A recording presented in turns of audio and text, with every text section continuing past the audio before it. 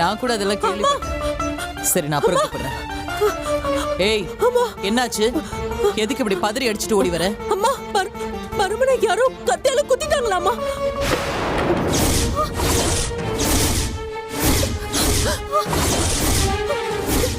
ஏய், என்னடி சொல்ற?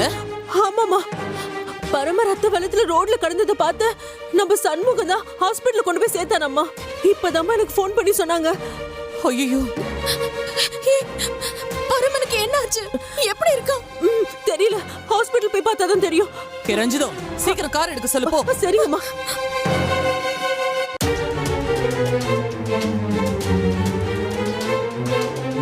மேடம், பரமன் இங்க ஒருத்தர் அட்மிட் ஆயிருக்காரு.